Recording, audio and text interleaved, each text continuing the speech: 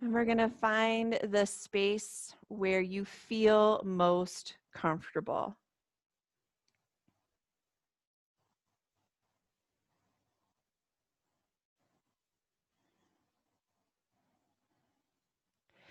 And settling into that space with a little bit of deep breathing. So just a nice deep inhale and a longer exhale, settling into the weight of the body.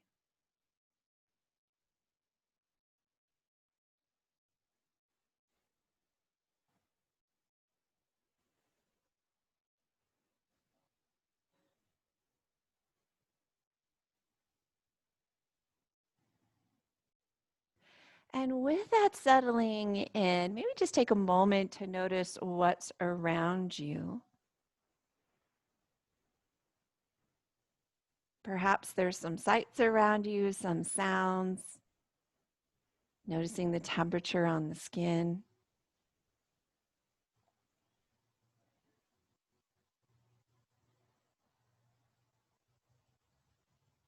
And then allowing that awareness to turn inward. Noticing sensation in the body.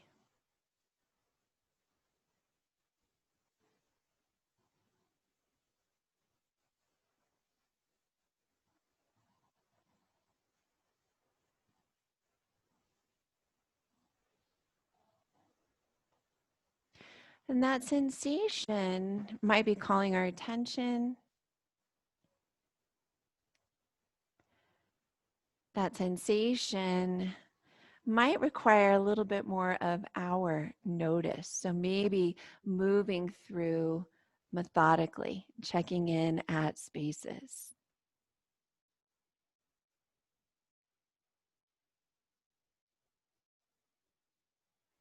We're trying to notice those sensations with curiosity.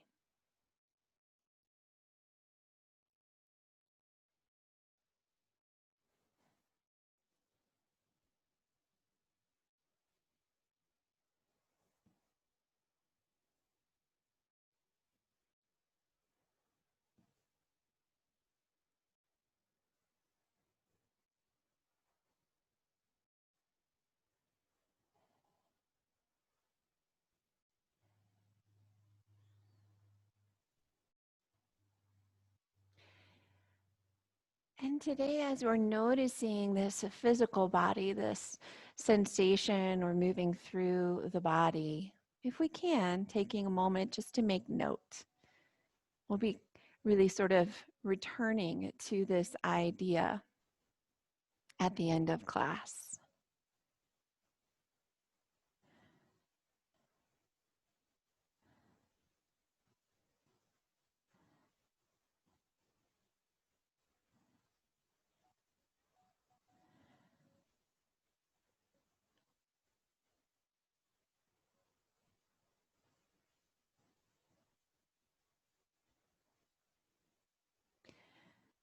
And without changing breath, we'll bring our attention to our breath.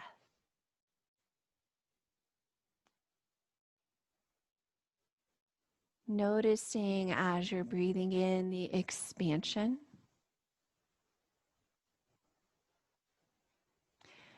And maybe as you're breathing out, there's a sense of release.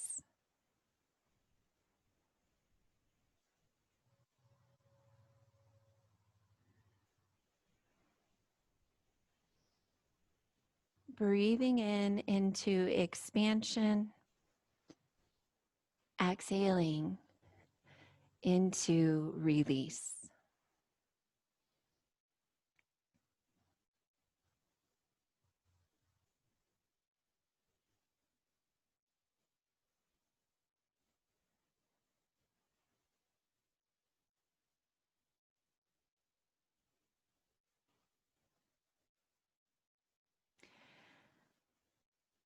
And today, if breath is something you would like to focus on, consider directing the inhale. So as we breathe in, we send it to a particular area of the body. We imagine that with our mind's eye. And as we exhale what no longer serves us. So, breathing into a space that might be calling your attention, that might be needing healing, or perhaps just some expansion and ease. Exhaling what no longer serves you from that space.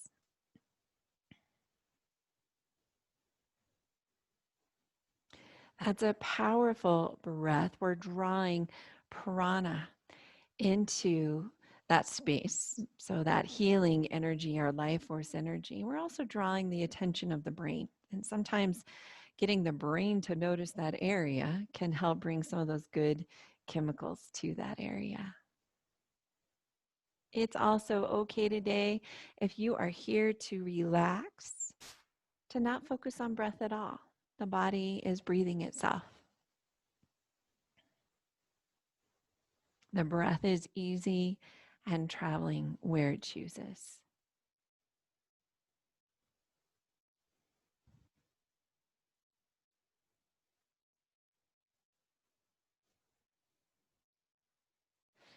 Let's take a couple more deep inhales, longer exhales.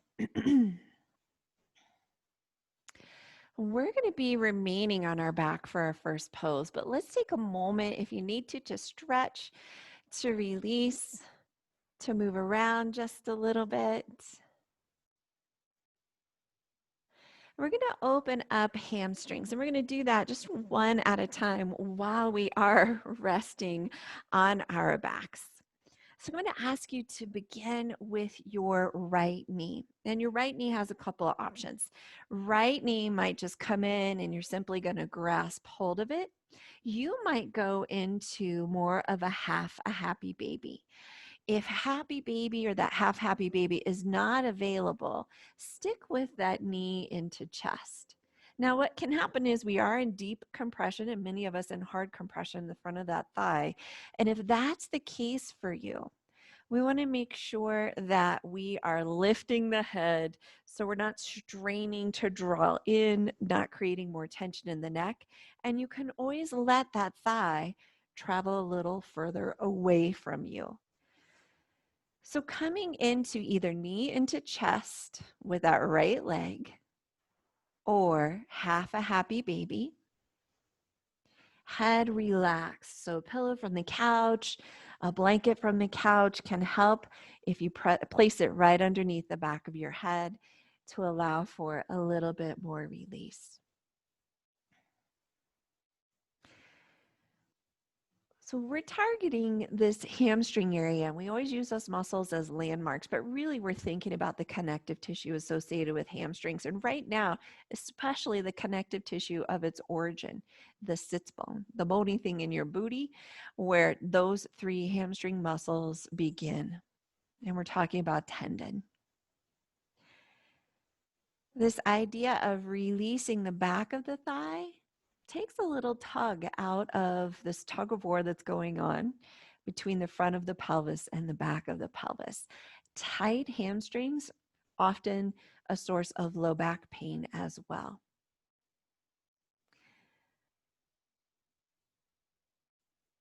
Energetically, we're going to be opening up hips today, and that hip area holds a lot.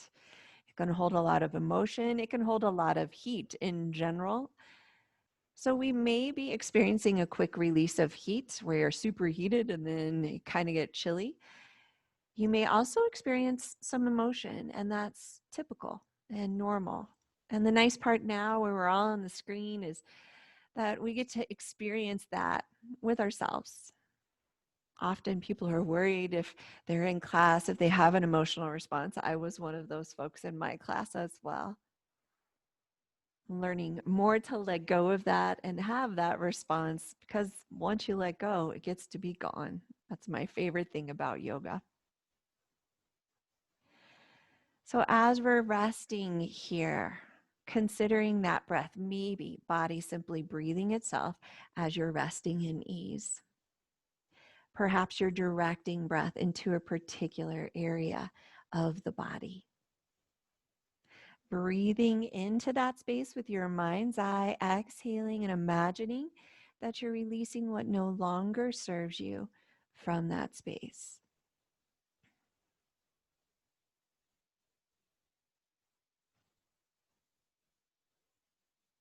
And knowing that we'll have some silence here, which is always a little different when we're on screen.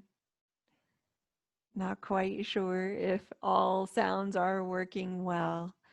That silence, though, is an opportunity for you to tune in to your experience of the pose.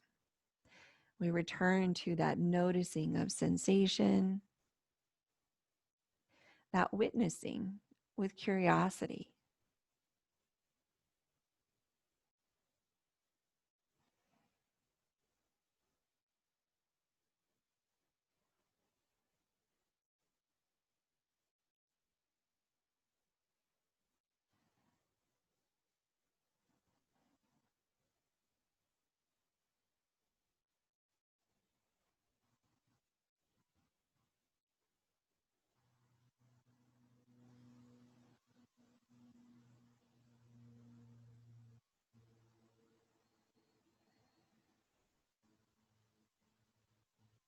We're going to begin to release and stretch that leg to join the other, and taking a moment here as we let both legs lengthen to notice that right side as compared to the left side, to notice sensation in each side if there are similarities or differences.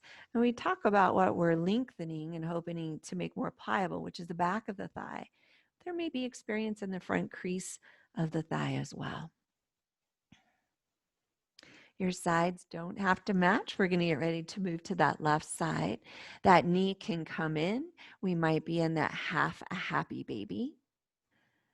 Finding that space that you want to be in for these 3.5 minutes. A little unusual. I'm trying to keep us out of too much compression.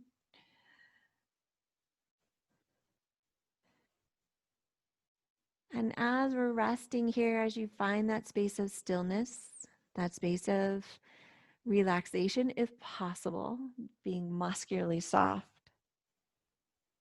invite that notice again where we're comparing sides.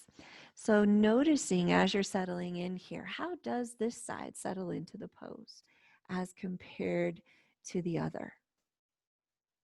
Are there sensations that are similar, sensations that are different?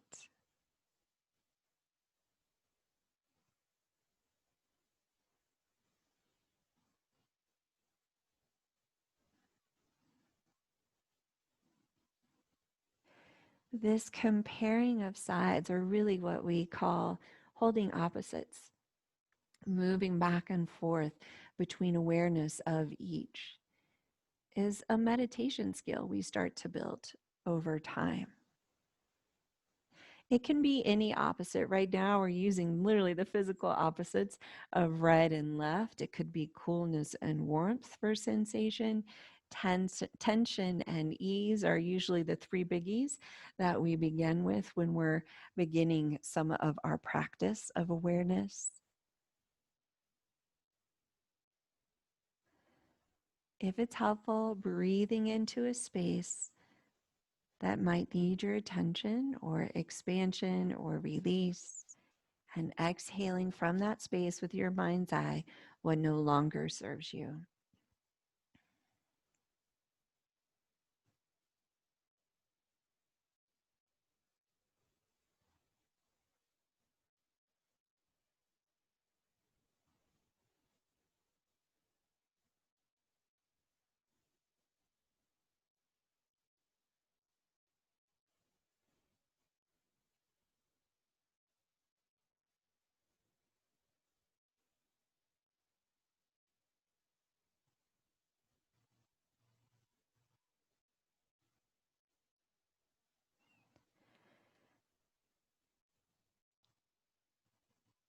Pausing for a moment to notice compression.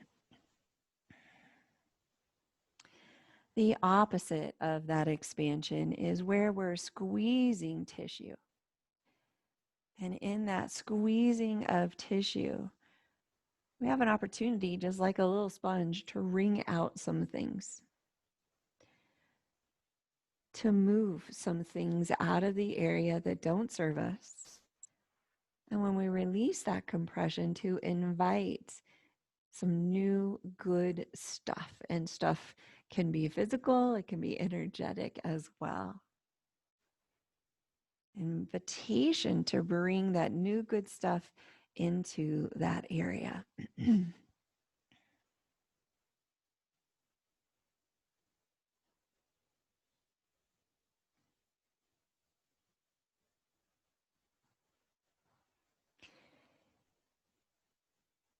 One more moment to bring awareness to breath, whether we are letting the body breathe itself or drawing that breath into a particular area.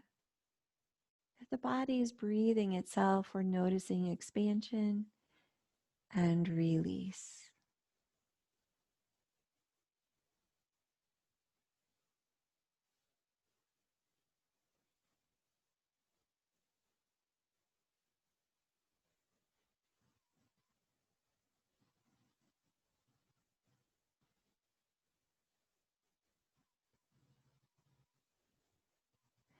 Two more breaths while we're holding here.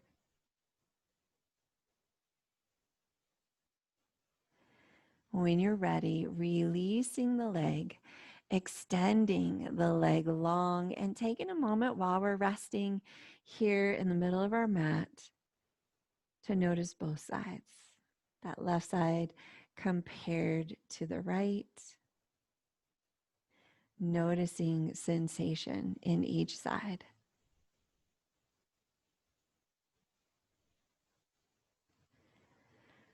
As you're ready, we're going to gently begin to come off the floor into a seated position to get some choices here for our next pose. So if you happen to be on before we began, we're going to have a couple of choices here. We are going into dragons. I'll demonstrate that here in just a moment. But if dragon is not where you want to be, but you do want to get that thigh opening, we'll lean back on hands. We drop knees to the right side. It's important to be on that right side first. And the left leg sneaks back. We twist around to that right side and we find a space where we can rest. Maybe it's palms, elbows, perhaps we're all the way down. That's an option to open that side or that front of the leg. So we are twisting to the right. For those of us going into dragon, it's going to be your right knee that comes forward. So right knee comes forward. It's going to look a little strange because I'm not necessarily mirroring you here. Right knee comes forward, left leg walks back just a little bit. We decide if we can frame the foot. Maybe hands come inside the foot. There may be a few of you who go down to elbows. 3 minutes only here in our dragon to open up the front side of the hip. 3 minutes in our deer, if that feels better to you. Still opening the front of the hip in deer. Maybe a little bit of added opening through that torso, through the twist of the torso and maybe even the heart space. For those of us in dragon, this one, as you know, I say often is very challenging for me. I spend a lot of time breathing through this one and focusing on the sensation of the breath. Sometimes I'm extending my exhale in order to build some tolerance for this stretch or opening, I should say. We are the experts on our body. We're the only ones who know if we are moving through discomfort, if it might lead to release. We're also the only ones who know if our discomfort is leading to pain. And if it's leading to pain, we want to release the pose. Have that compassion for yourself. Allow yourself to change when you get that message of pain. We don't want pain to be occurring in our yoga practice.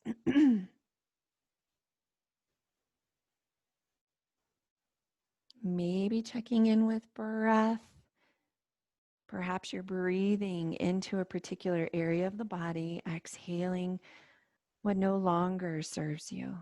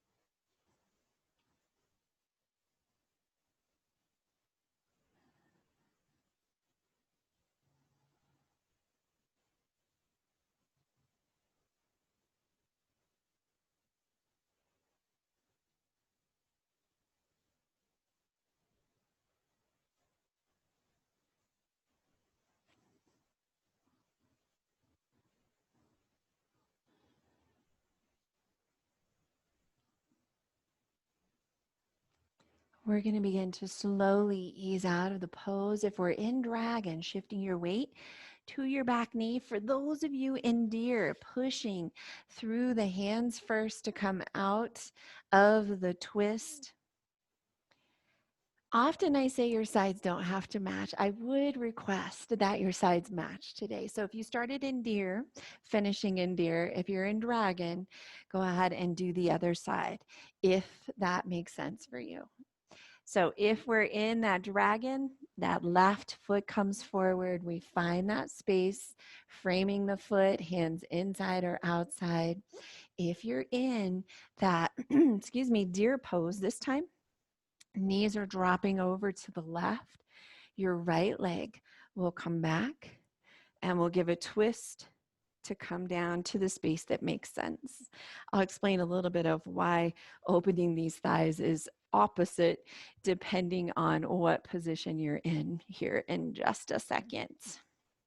So finding that space where you can be, 3 minutes, good news, just 3 minutes. Settling into the stillness if possible. Noticing those messengers if they're asking for change because something is painful.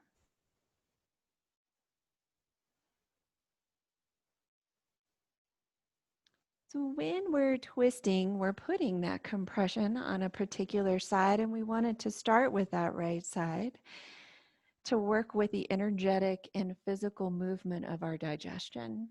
And our dragon, we're doing the same thing, putting that compression first on that right side and now the left side in order to move in harmony with the energy of the body. Checking in with breath, maybe just being that conscious witness to breath, noticing expansion and release. Perhaps you're breathing into a space that might need attention, that might need healing, that might simply need expansion. Sometimes the space we breathe into comes to us very intuitively. It's not something that we need to think about. It's the first thing that pops in our head. That's worth noticing, and that might be worth practicing outside of this hour's yen to breathe into that space that did pop up into your head. Our body has a lot of wisdom, and we often, and I'm guilty of this too, and don't listen to that wisdom. And that's when I've pushed through to either injury or pushed through to something that hasn't been in harmony with my body. This particular yin practice can help us build that skill again of tuning in, of listening to the body's wisdom, of that felt sense or that intuitive knowing of what our body might be needing.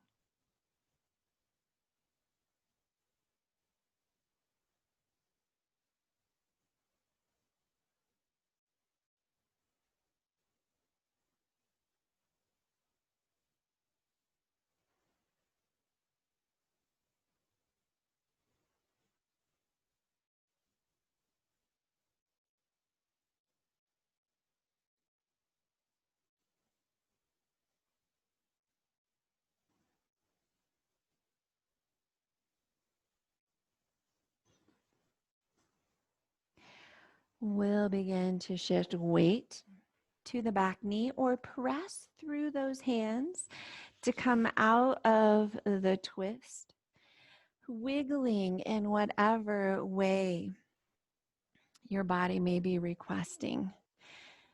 And we're going to come to a seated position. We're getting ready to open up those inner thighs. Choices again, but we'll meet in seated. So if you are resting in that twist or happen to be moving around, come on up to join us here. We're going to be moving through one of three poses.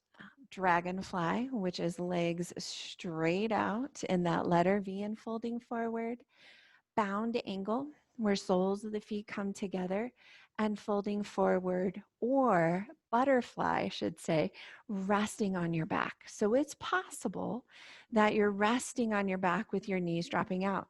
I guess I should add a fourth. If you happen to have a wall close by and you want to practice this on the wall, you throw your legs straight up the wall, bring the soles of the feet together, and let those knees bend. So 4 choices: dragonfly, forward fold butterfly, reclining butterfly, or on the wall. This time we are going to be holding for 5 minutes. Our last holds were in that 3-minute range, so this will be a little bit longer. Wherever you're choosing to be, if you have anything that's going to help you, I've got a little pillow here, blocks. Welcome to use those. I'm not cueing necessarily to any of those props just because many of us don't have them at home. But don't be afraid to use those for yourself if you have them available. So coming into the space where you can settle in, the space where you can find some release. Now, release often here presents itself as tension, resistance, a sensation of stretch. We may even have that opposite, which is compression.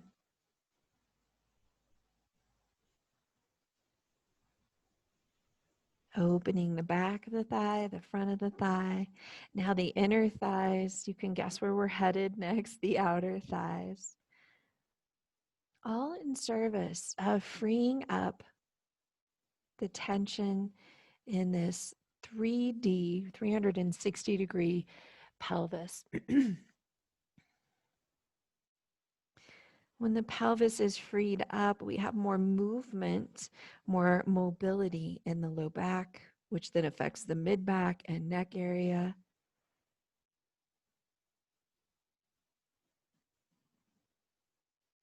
We talk a lot about muscles and landmarks of the muscles and their connective tissue, which is tendon, holding muscle to bone. But we're also moving through some pliability in ligaments.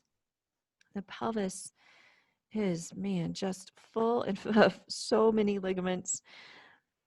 There's opportunity to maybe to get to that deepest layer, to those ligaments that are holding bones together in the pelvic region.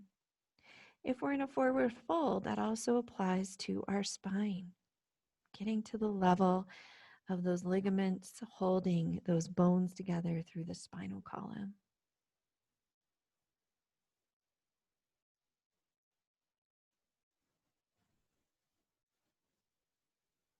Drawing awareness back to breath once again. Perhaps breathing into a space, exhaling what no longer serves you, or being this conscious witness to breath. Those 4 qualities we practice, noticing expansion and ease. Maybe there's sound to your breath or temperature to your breath. Maybe noticing the rhythm.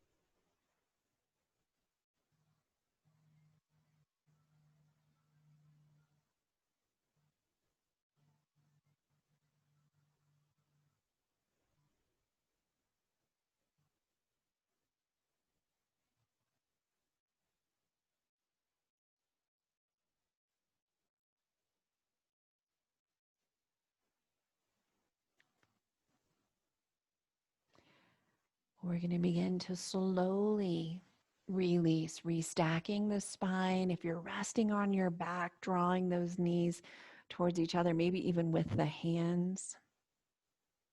Give yourself all those little wiggles that you might be needing for anything that's feeling a little bit stuck. Now, if you happen to be on your back, I'm going to suggest probably for this next one, you want to remain there. We're going to open the outside of the hips. If you are on your back, that looks like that old school number 4, where we're crossing. It'll be the right leg that crosses over. We interlace to draw in. We're going to have some options for those of us who are going to move through a couple of different spaces. Usually if we're on our back, it's because our hip structure just doesn't allow for our sleeping swan.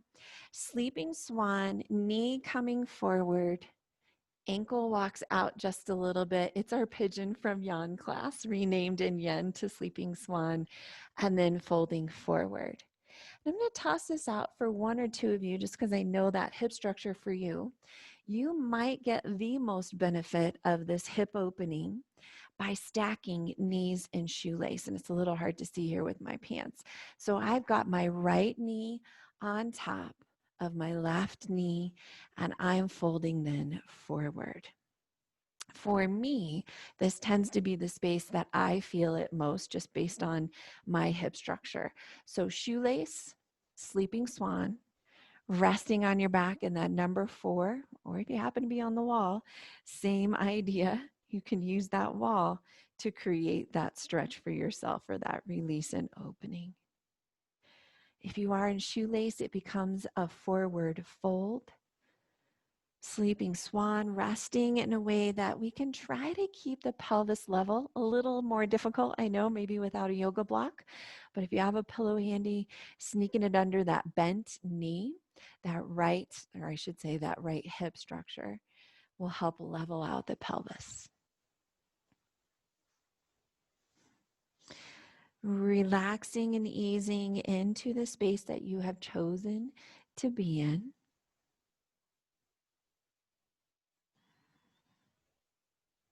Settling into that stillness. Opening the outsides of the thigh, the IT band, that iliotibial band. We may experience some opening in the bun or the bun cheek. And we're back to maybe noticing compression.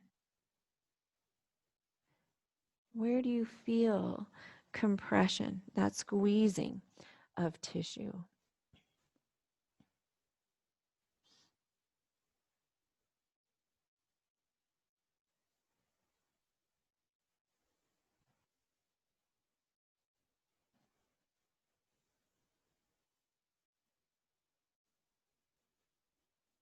Witnessing breath or moving breath. Sending breath into a particular space of the body, inhaling into that space, exhaling to release what no longer serves you from that space.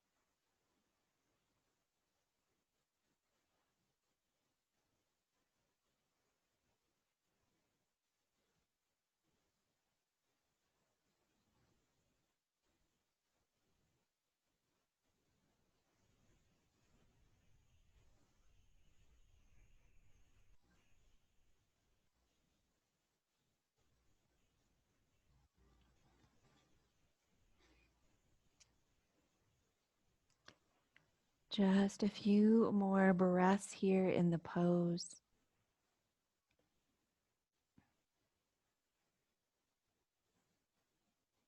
As you feel ready, beginning to come out of the pose. If you're in that forward fold, restacking the spine, sleeping swan, shifting weight back. And if you're resting on the floor, it might be a good idea to stretch legs long. So take a moment to move through in any way that makes sense for you. Now, here, our sides don't have to match. So we can go back to this idea of adjusting to hip structure on each side. So shoelace may have made sense on one side, but you actually may need to be on your back for the other. Any shift you need to make from back, sleeping swan, to shoelace for the other side. And this time it'll be the left knee that comes forward for your sleeping swan, the left knee stacked on top of right, or if you're resting on your back, left ankle crosses over the top of the right thigh. If you're resting on your back, we go to this idea again of checking in with strain in the neck. So if interlacing fingers is tricky and you're trying to, or I should say, draw that thigh in, maybe placing something underneath the head to support that. Bring yourself into the space that you've chosen and settling into that stillness.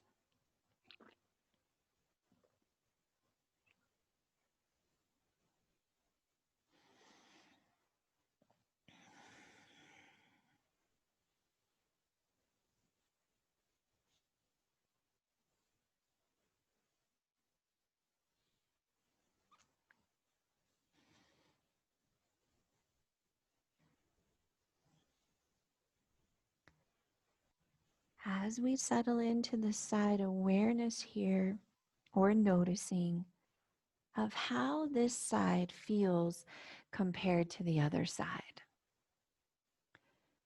So as we find that stillness, the shifting of awareness back and forth from one side to the other.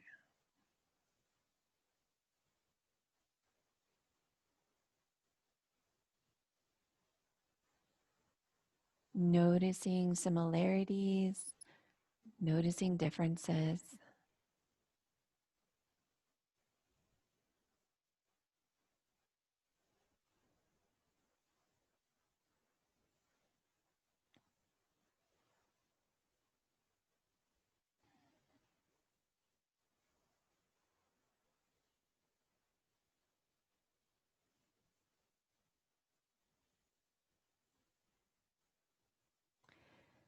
Bringing awareness to the breath. So, once again, being either that conscious witness to the breath, those qualities of the breath, maybe directing the breath into a particular area,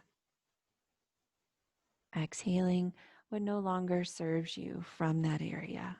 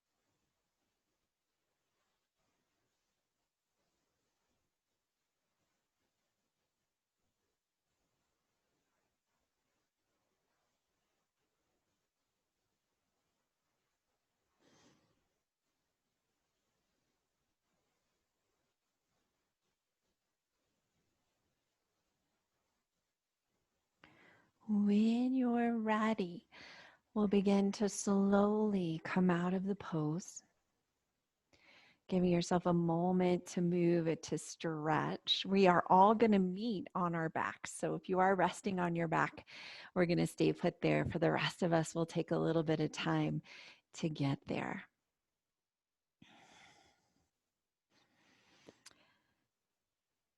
So coming to rest on your back. And typically we would have a nice symmetrical pose, but we're going to go into a twist to sort of finish off this opening and release of the pelvis. So it is up to you how you would like to twist here. We might twist with knees stacked. We might do our twisted roots where your left thigh would start on top.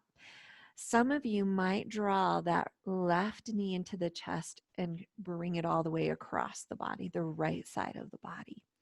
So letting knees, when you're ready, drop over to that right side and settling into the space that you choose. I should also mention, as you're dropping over, if twisting is challenging, and it can be, you might place a pillow, or if you have a yoga block, underneath the thigh or between the knees to make that twist less intense.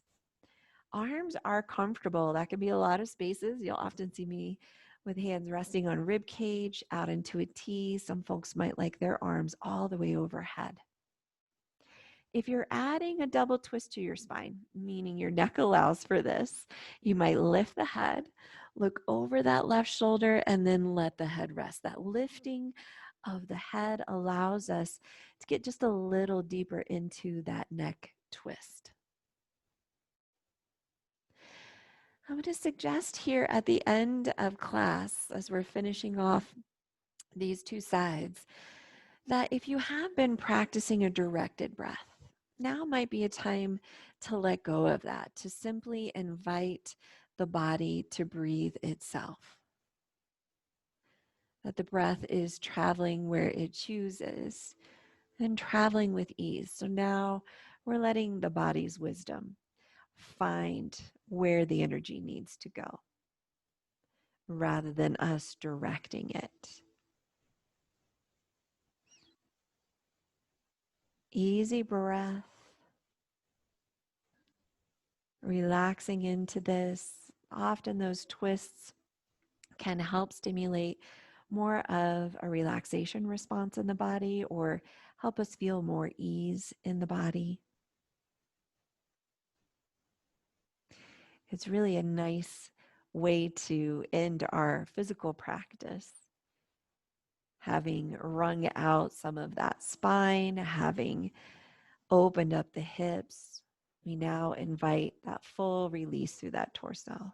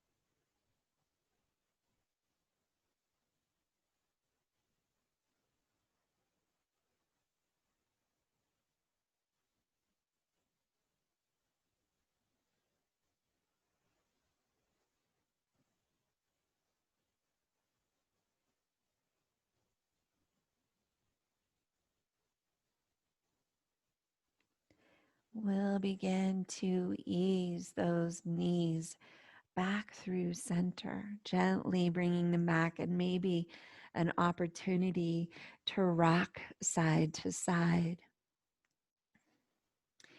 Once again, sides do not have to match. So, what may have been appropriate on one side may not be on this side for your hip or torso structure. If you are doing twisted roots, it's that right knee that crosses up and over. If you're going with the one knee stretch, right knee comes in and we draw it across the body. We can stack those knees as well. So dropping knees over to the left side, settling in there, and then deciding if you'd like to add a double twist to the neck. That's where we lift, or the spine, I should say. We lift the head. We look over to that right side and let the head rest. If you're getting information from the neck that says that is not a great idea, letting your gaze go right back up towards the ceiling.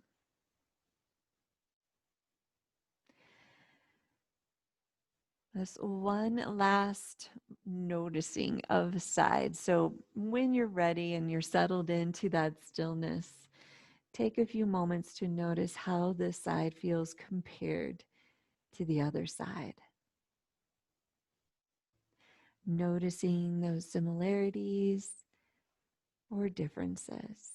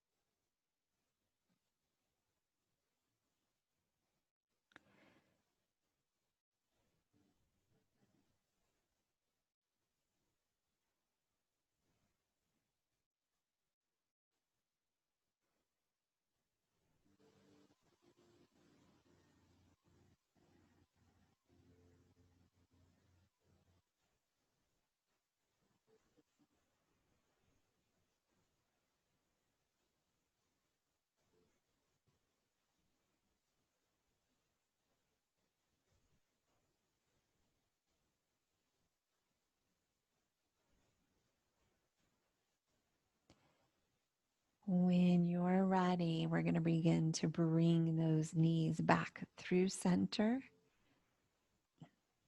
giving ourselves an opportunity to move, to wiggle before we are ready to go into final relaxation. So I'm going to come on up to sit.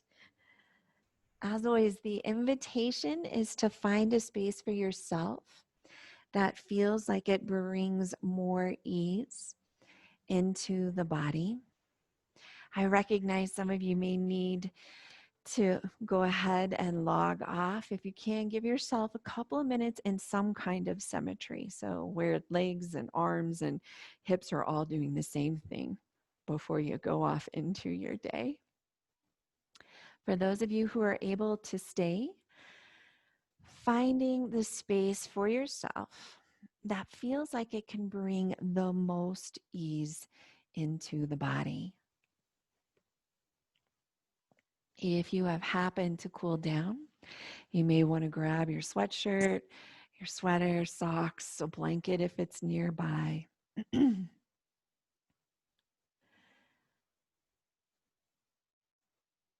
Bringing this sense of ease, this sense of nothing more to do, this sense of hopefully some well-being as we begin to relax. If it's helpful, drawing in that nice deep inhale as we exhale, settling into the weight of the body.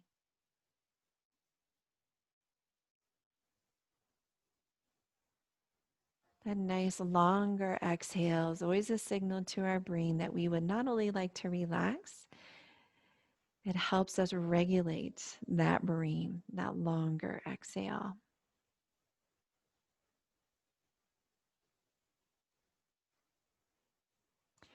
Once you've found that settled space, letting the body breathe itself now. So no effort to the breath.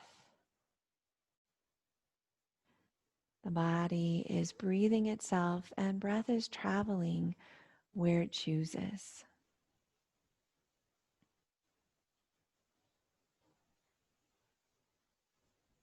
We invite the mind to quiet.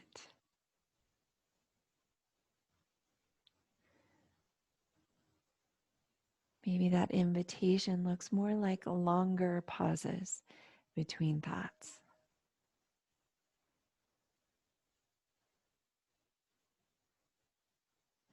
We let go of this hour's doing and we invite ourselves to just simply be, to be resting here in the quiet with a sense of ease and well-being in the body.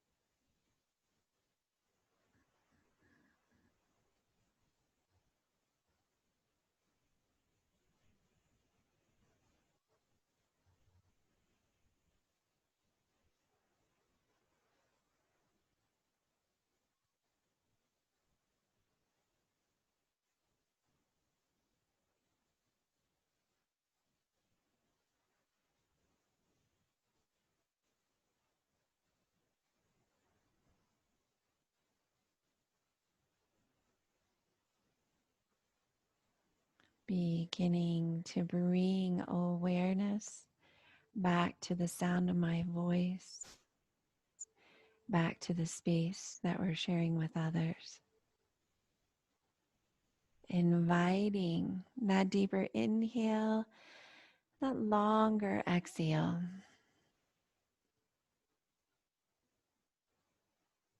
And starting to reawaken the body, maybe by wiggling fingers and toes, circling wrists and ankles. It might feel good to stretch arms overhead. It might feel good to draw knees into the chest.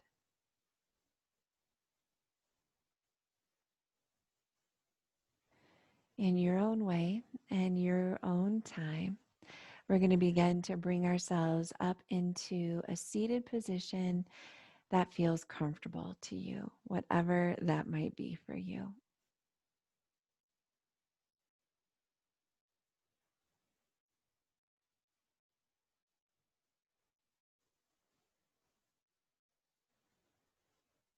And as you come to that comfortable seat, we're going to do just a moment here of pranayama before we finish. And today, what I'd like you to do is simply notice the rhythm of your breath. This idea of as I breathe in, I count the number of beats it takes me to breathe in. As I breathe out, I count the number of beats it takes me to breathe out. Just this noticing of rhythm. And what you may notice, especially in the inhale, is that it varies. Maybe it's 3 beats one time, 4 the next. And that's actually a signal of a really healthy cardiovascular system when we do get some variation in that number. So let's do about 8 breaths, noticing the rhythm, the number of beats it takes you to breathe in, and the number of beats it takes you to breathe out.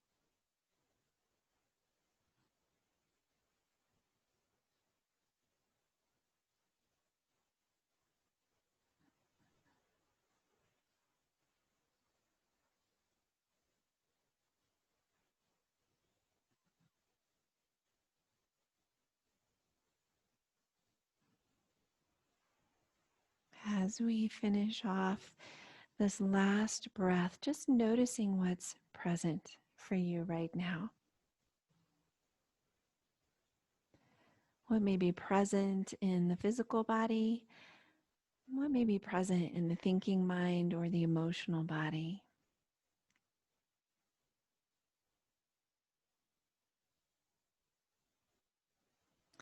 And then recalling back to the beginning of class. And taking a moment to shift awareness to how you're feeling here at the end, how you were feeling at the beginning, what may have been present for you at the beginning versus now.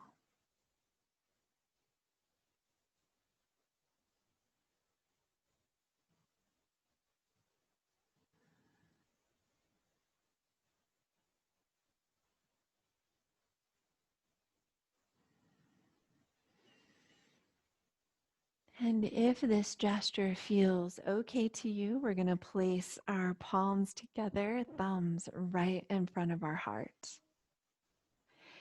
May all be well. May all have peace. And may we all be filled with compassion and loving kindness. The light in me is honored and grateful for the light in each of you. I bow to you. Namaste.